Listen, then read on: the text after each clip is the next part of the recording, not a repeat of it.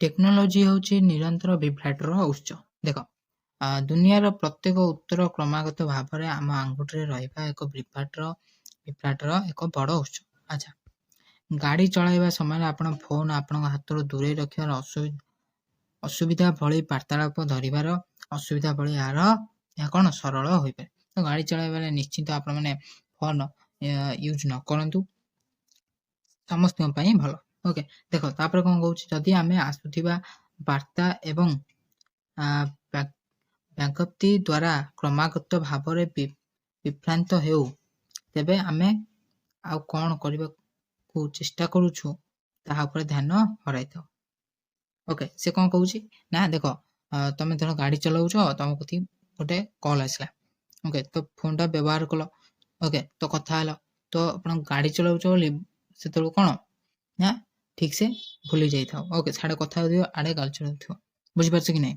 ଆଚ୍ଛା, ତ ସେଇଟା କେବେ ପିଲାମାନେ କରିବେନି। ଓକେ, ତାପରେ ଦେଖ, ଆମେ ସମସ୍ତେ ଦେଖୁଛେ ଯେ ଲୋକମାନେ ମେସେଜ କରୁଛନ୍ତି କିମ୍ବା କ'ଣ କଲ୍ କରୁଛନ୍ତି, ଯେତେବେଳେ ସେମାନେ ଅନ୍ୟ କିଛି କରିବା ଉଚିତ ଏହା କ'ଣ ଏବଂ ଏହା ଅତ୍ୟନ୍ତ ବିଭ୍ରାନ୍ତକାରୀ।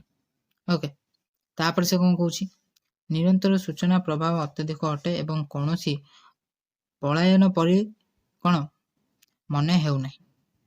ଆଚ୍ଛା, ଏହା ମଧ୍ୟ ଶୀଘ୍ର ମନ୍ଥର ହେବାର କୌଣସି ଚିହ୍ନ ଦେଖାଏ ନାହିଁ।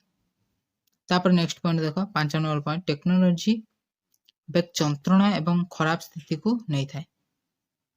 ତ ଏଇଟା ଆପଣଙ୍କର ଏକ୍ଜାମରେ ଆସିପାରେ, ନିଶ୍ଚିନ୍ତ ଦେଖନ୍ତୁ ଟେକ୍ନୋଲୋଜି କିପରି ଖରାପ ସ୍ଥିତିକୁ ନେଇଥାଏ କି ନେଇପାରେ, ଏମିତି କ୍ୱେଶ୍ଚିନ୍ ଆସିଥିବ 2 ମାର୍କିଆ, ଆପଣ ନିଶ୍ଚୟ ଲେଖିବେ। ଦେଖ, ଯେତେବେଳେ ନିଜ ମୋବାଇଲ ଫୋନ ବ୍ୟବହାର ସମୟରେ ଆଣ୍ଠୁମାଡ଼ି ଅଧିକ ସମୟ ବସିଥାଉ, ତାପରେ କ'ଣ ସିଧା ବସିବା କଷ୍ଟକର ହୋଇପଡ଼େ। ସିଧା ବସି ନଥିବାରୁ ଆମ ମଧ୍ୟରୁ ଅନେକ ପିଠି ଏବଂ ବେକ ଯନ୍ତ୍ରଣା ଭୋଗୁଛନ୍ତି। ଯେତେବେଳେ ଆମେ ଏହା ଦେଖୁ, ଆମର ଫୋନ୍କୁ ଆଖି ସ୍ତରରେ ଧରି ରଖୁ ନାହୁଁ, ଏହା ପରିବର୍ତ୍ତେ ଆମେ ଏହାକୁ ପରୀକ୍ଷା କରିବା ପାଇଁ ସାଧାରଣତଃ ମୁଣ୍ଡ ତଳକୁ ଝୁଲି ରହିଥାଉ। ଓକେ, ଏହିସବୁ ଖରାପ ଅବସ୍ଥା ବେକ ଏବଂ ପିଠି ଯନ୍ତ୍ରଣା ଏବଂ ଆମର ଉପକରଣ ବ୍ୟବହାର ଦ୍ୱାରା ହାତ ଗୋଡ଼ ଯନ୍ତ୍ରଣା ହୋଇଥାଏ। କେମିତି ନା, ଆପଣମାନେ କ'ଣ ଏବେ ମୋବାଇଲ ଦ୍ୱାରା ଆପଣ ଟିପୁଥିବେ, ତ ମୁଣ୍ଡଟା ଏମିତି ରହିଲା ନା, ତ ସେଇଭଳି କ'ଣ ହୋଇଥାଏ ନା, ବେକ ହାତ ଗୋଡ଼ ସବୁ ଯନ୍ତ୍ରଣା ହୋଇଥାଏ। ତ ଖରାପ ସ୍ଥିତିକୁ ସେ ନେଇଥାଏ କି ନାହିଁ। ଆଚ୍ଛା, ବଢ଼ିଆ ପଏଣ୍ଟଟା ଦେଇଛି, ଆପଣ ନିଶ୍ଚୟ ଲେଖିବେ। ତାପରେ ଦେଖ 6 ନମ୍ବର, ଟେକ୍ନୋଲୋଜି ଏକ ଛୋଟ ଧ୍ୟାନ ବ୍ୟବଧାନକୁ ପ୍ରୋତ୍ସାହିତ କରେ। ଦେଖ, ସୋସିଆଲ ମିଡ଼ିଆକୁ ଧନ୍ୟବାଦ, ଆପଣମାନଙ୍କ ମଧ୍ୟରୁ ଅନେକ ସ୍ୱଳ୍ପ ଧ୍ୟାନ ବ୍ୟବଧାନ ଅଛି। ଆମେ ଗୋଟିଏ ଭିଡ଼ିଓ କିମ୍ବା ସୋସିଆଲ ମିଡ଼ିଆ ପୋଷ୍ଟରୁ ଅନ୍ୟକୁ ସର୍ଫ କରିଥିବାରୁ କ'ଣ ଆମେ ଶୀଘ୍ର ଆମର ଧ୍ୟାନ ହରାଇବାକୁ ପ୍ରବୃତ୍ତି କରିଥାଉ। ଓକେ, ଏଇ ଯେଉଁ ଛୋଟ ଧର ଗୋଟେ ସୋସିଆଲ ମିଡ଼ିଆଟା ଆପଣମାନଙ୍କ ଆଖି ଆଗକୁ ଆସିଲା, ତାକୁ କ'ଣ କରିଥାଉ ନା ଶୀଘ୍ର ହରାଇବାକୁ ପ୍ରବୃତ୍ତି କରିଥାଉ। ଆମେ ସେ ଧ୍ୟାନକୁ କ'ଣ ଆମେ ଦେଖିଥାଉ। ଓକେ, ସେ ଧ୍ୟାନର ସହ ଆମେ ତାକୁ ଦେଖିଥାଉ। ଯେକୌଣସି ହେଇଗଲା, ଆପଣ ଦେଖନ୍ତୁ ଓଟିଭି ହୁଅନ୍ତୁ, ଯେଉଁ ସବୁ ନ୍ୟୁଜ୍ ଚ୍ୟାନେଲ୍ ସବୁ ଅଛି।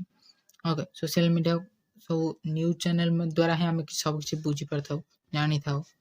ଓକେ, ତାପରେ ଦେଖ 7 ନମ୍ବର ପଏଣ୍ଟ, ଅନଲାଇନରେ ଲୁଚି ରହିଥିବା ବେଳେ ଗାଳିଗୁଲଜ କରିବା ବହୁତ ସହଜ ଅଟେ। ଆପଣମାନେ ଏଇଟା ତ ନିଶ୍ଚିନ୍ତ ଜାଣିଥିବେ। ଆସନ୍ତୁ ଏହାକୁ ସାମ୍ନା କରିବା। ଲୋକମାନେ ଅନଲାଇନ କ'ଣ ପ୍ରସନ୍ନ ପଛରେ ଲୁଚି ରହିବାକୁ ବହୁତ ସାହସୀ। ଆପଣ ଅନଲାଇନରେ ଅନ୍ୟକୁ କିଛି କହିବାର ଆପଣଙ୍କୁ କୌଣସି ଅସୁବିଧା ହୁଏ ନାହିଁ। ଯାହାକୁ ଆପଣ ବ୍ୟକ୍ତିଗତ ଭାବରେ କହିବା ପାଇଁ ସଂକୋଚ ପ୍ରକାଶ କରନ୍ତି, କାହାକୁ ଅପ୍ରିୟ କଥା କହିବା ସହଜ ଯେତେବେଳେ ତୁମେ ତୁମର କାର୍ଯ୍ୟ ପାଇଁ ଉତ୍ତରଦାୟୀ ହୋଇପାରିବ ନାହିଁ। ଅନଲାଇନରେ ବହୁତ କିଛି କ'ଣ ଗାଳିଗୁଲଜ ହେଉଛି, ଆପଣ ଜାଣିଥିବେ, ଅଲଗା ଅଲଗା ସବୁ ଜାଣିଥିବେ ନିଶ୍ଚିନ୍ତ।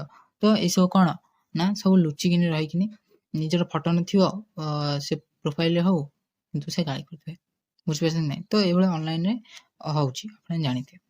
ଦେଖ, ପିଲାମାନେ ଏସବୁ କେହି କିନ୍ତୁ କରିବେନି। ସବୁଠାରୁ ଖରାପ ପରିସ୍ଥିତିରେ ଲୋକମାନେ ଅନଲାଇନରେ କହୁଥିବା କିଛି ଜିନିଷ ସାଂଘାତିକ ହୋଇପାରେ, ଯେଉଁଥିପାଇଁ ଯୁବ ଆତ୍ମହତ୍ୟା ବଢ଼ିବାରେ ଲାଗିଛି ଏବଂ ଅନଲାଇନ ଗାଳିଗୁଲଜ ଏହାର ମୁଖ୍ୟ କାରଣ ବି ହୋଇପାରେ। ଦେଖ, ଅନଲାଇନରେ ସବୁଠାରୁ ଖରାପ ପରିସ୍ଥିତି କ'ଣ ଯେ ଏସବୁ ଇଏରେ ବି ଆତ୍ମହତ୍ୟା ବି ହୋଇଯାଉଛନ୍ତି। ବୁଝିପାରୁଛ କି ନାହିଁ?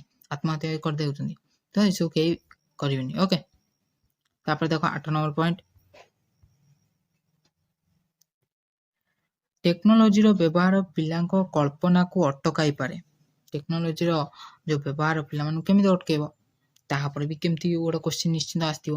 ତ ୟାକୁ ବି ନିଶ୍ଚିନ୍ତ ବୁଝିବାର ଅଛି। ଓକେ, ଯେତେବେଳେ ଆମ ପିଲାମାନେ କଳ୍ପନା ଆସେ ଟେକ୍ନୋଲୋଜି ଆମେ ରହୁଥିବା ଦୁନିଆକୁ କିପରି ବଦଳାଇଲା, ଆମମାନଙ୍କ ମଧ୍ୟରୁ ଯେଉଁମାନେ ବୋଧହୁଏ କାର୍ଡବୋର୍ଡ ବାକ୍ସରେ ଖେଳିବା କିମ୍ବା ଲିଭିଂ ରୁମ୍ରେ କମଳ ଦୁର୍ଗ ତିଆରି କରିବା ମନେ କରନ୍ତି, ଆମେ କଳ୍ପନା କ'ଣ ଅସୀମ ଥିଲା, କାରଣ ଏହା ଆମର ଥିଲା।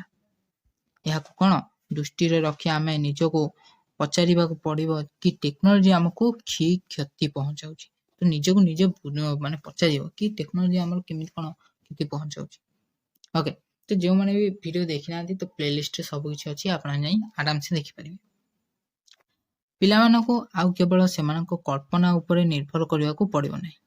ସେମାନଙ୍କୁ ବାସ୍ତବରେ କେବଳ ଏକ ଟାବ୍ଲେଟ୍ ଖୋଲିବା କିମ୍ବା ଭିଡ଼ିଓ ଗେମ୍ ଡେଇଁବା ଯେଉଁଠାରେ ସେମାନଙ୍କ ଘଣ୍ଟା ଘଣ୍ଟା ନଥିବା ମଜା ଯୋଗାଇ ଦିଆଯିବ।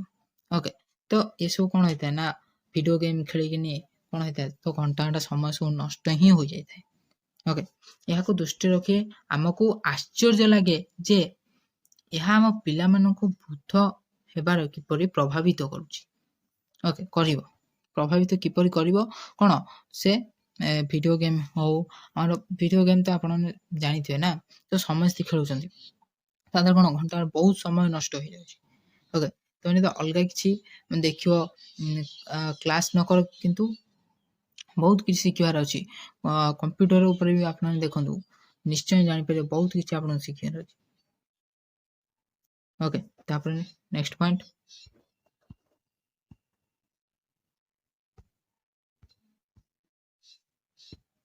ଦେଖ ଟେକ୍ନୋଲୋଜି ଆଖି ଏବଂ କାନର ସମସ୍ୟା ସୃଷ୍ଟି କରିପାରେ। ଏଇଟା ଆପଣଙ୍କର ଟେକ୍ନୋଲୋଜି କେମିତି ଆଖି ଏବଂ କାନର କ'ଣ ସମସ୍ୟା ସୃଷ୍ଟି କରିପାରେ, ତାହା ଉପରେ ଆପଣ ଲେଖିବେ। ଦିନସାରା କମ୍ପ୍ୟୁଟର ସାମ୍ନାରେ ବସିଥିବା ବ୍ୟକ୍ତି ଜାଣନ୍ତି ଯେ ଏହା କିପରି ମାନସିକ ଏବଂ ଶାରୀରିକ ସ୍ତରରେ କ୍ଷତି ହୋଇପାରେ।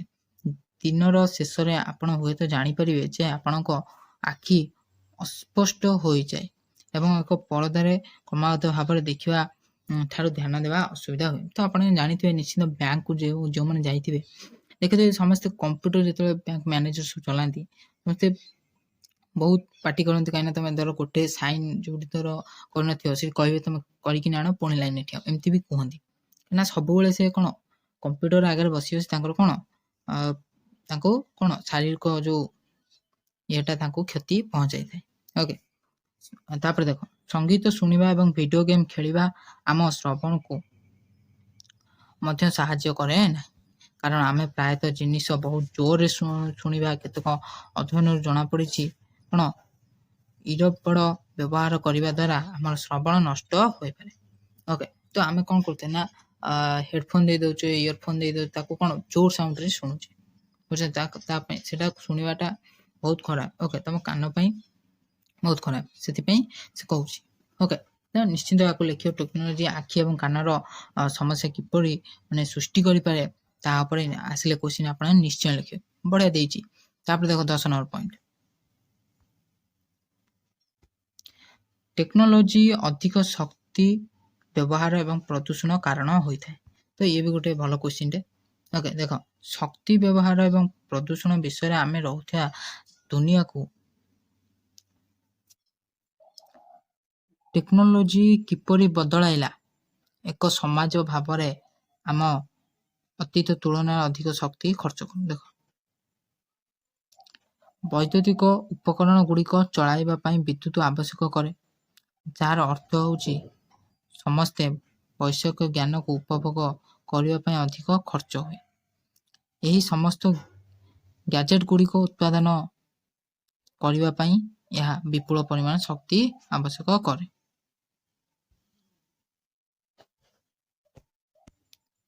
ଓକେ, ତ ଆଜି ପାଇଁ ଥିଲା ଏତିକି ଭିଡ଼ିଓ। ଆଶା କରୁଛି ଆପଣମାନେ ଭିଡ଼ିଓ ଭଲ ଲାଗିଥିବ। ଯଦି ଭିଡ଼ିଓଟି ଭଲ ଲାଗିଥିବ ତାହେଲେ ଭିଡ଼ିଓକୁ ଲାଇକ୍ କରିବେ, ଚ୍ୟାନେଲକୁ ଏଭଳି ଆଗକୁ ଭିଡ଼ିଓ ଦେଖିବା ପାଇଁ ସବସ୍କ୍ରାଇବ୍ କରିବେ। ଜୟ ହିନ୍ଦ, ବନ୍ଦେ ମାତରମ୍।